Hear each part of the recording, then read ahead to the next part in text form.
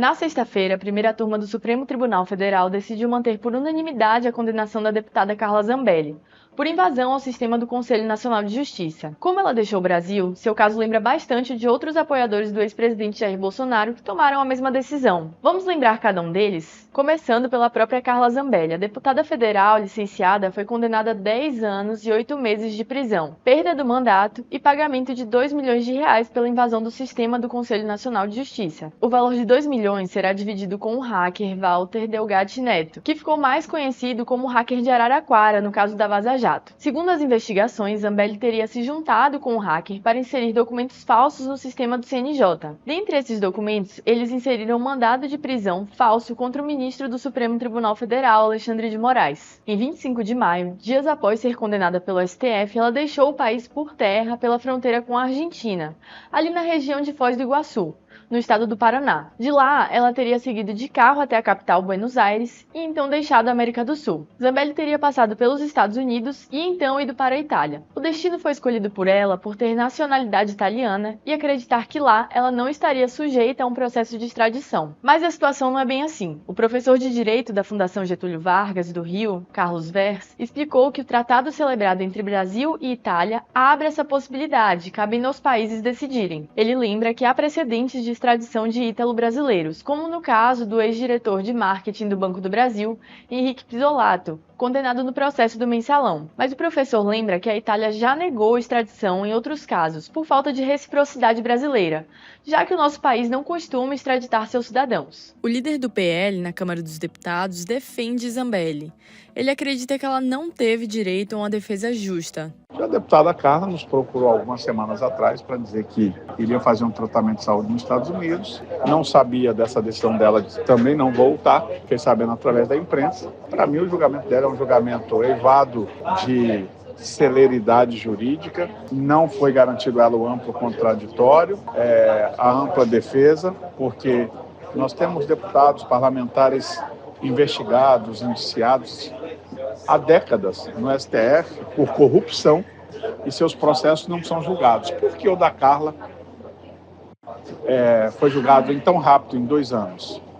Não será isso uma perseguição à direita e aos conservadores? Uma perseguição à mulher mais votada na última eleição como deputada federal? Um segundo nome dos mais conhecidos é do filho do ex-presidente Bolsonaro, o Eduardo. Ele deixou o Brasil em 27 de fevereiro, onde decidiu permanecer e pedir uma licença de seu mandato de deputado para, segundo ele, denunciar os abusos do ministro Alexandre de Moraes. Não irei me acovardar, não irei me submeter ao regime de exceção e os seus truques sujos. Assim sendo, da mesma forma que eu assumi o mandato parlamentar para representar a minha nação, eu abdico temporariamente dele, para seguir bem representando esses milhões de irmãos de pátria que me incumbiram dessa nobre missão. Irei me licenciar sem remuneração para que possa me dedicar integralmente e buscar as devidas sanções aos violadores de direitos humanos. Aqui, poderei focar em buscar as justas punições que Alexandre de Moraes e a sua Gestapo da Polícia Federal merecem. Para Marco Teixeira, cientista político e professor da FGV, a ida de Eduardo para os Estados Unidos o fortaleceu politicamente até agora. O Eduardo Bolsonaro, quando resolveu ficar nos Estados Unidos, ele fez lá toda uma agenda de mídia para poder pautar a sua estadia aqui no país. E colocando razões que ele mobilizou o bolsonarismo aqui no Brasil também. Então, frente a isso, ele está agora mais fortalecido do que estava no passado, tanto que ele era pouco presidenciável antes, não é? Depois que passou a morar nas terras de Tio Sam, passou a ser um forte presidenciável, inclusive com o mesmo status que a própria Michele Bolsonaro. Quando deixou o país, Eduardo sequer era investigado, mas em 26 de maio deste ano, o STF acolheu o pedido da PGR para apurar a ação de Eduardo nos Estados Unidos.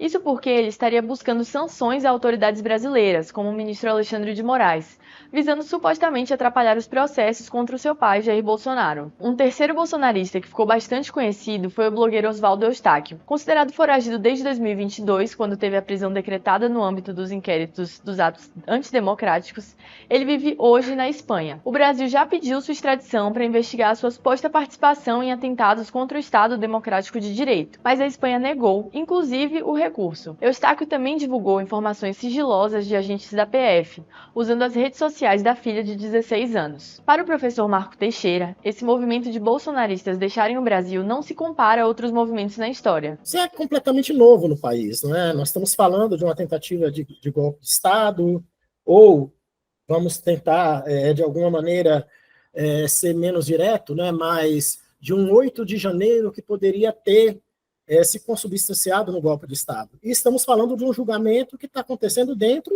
de um ritual do Estado Democrático de Direito. As pessoas foram presas por um crime grave, depois foram sendo julgadas individualmente, algumas tiveram suas prisões flexibilizadas, e o alto clero começou a ser julgado agora.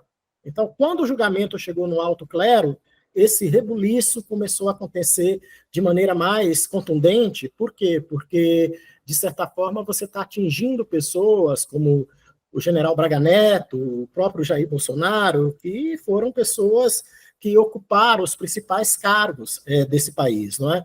Então, eu não vejo precedente na história do Brasil. Tá? Então, é um fato absolutamente novo, não é?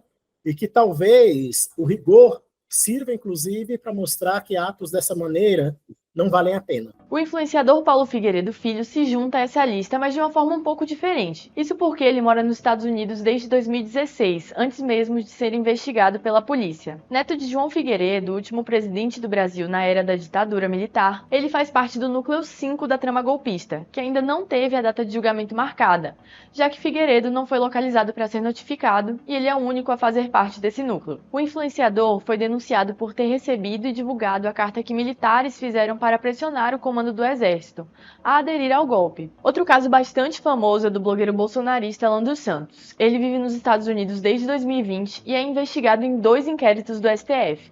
O das fake news e o das milícias digitais. Em 2021, ele teve a prisão preventiva decretada pelo STF por atacar a democracia nas redes sociais. Em 2022, ele foi condenado por calúnia pela justiça brasileira. E em 2024, o seu pedido de extradição foi negado pelo governo americano. Isso porque esses crimes são considerados crimes de opinião, ou seja, são protegidos nos Estados Unidos pelo direito à liberdade de expressão. Para fechar essa lista, não podemos esquecer de Léo Índio. Primo dos filhos mais velhos do ex-presidente Bolsonaro, ele é réu no STF por envolvimento no 8 de janeiro. Ele teve seu passaporte apreendido em 2023, mas mesmo assim fugiu neste ano para a Argentina, onde pediu asilo político. Para Marco Teixeira, apesar de esse movimento ter fortalecido figuras como Eduardo Bolsonaro, no geral, ele enfraquece o bolsonarismo aqui no Brasil. Quem está deixando o país são aqueles que têm alguma condenação ou risco de prisão, tá? Porque passaram pela experiência de prisão, boa parte deles, não é, foram liberados com tornozeleira eletrônica e acabaram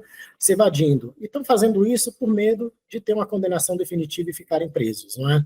Então, Carla Zambelli e Eduardo Bolsonaro são os ícones mais famosos, né? O Eduardo Bolsonaro quase que um autoexílio, né? Porque não havia ainda um processo em curso contra ele.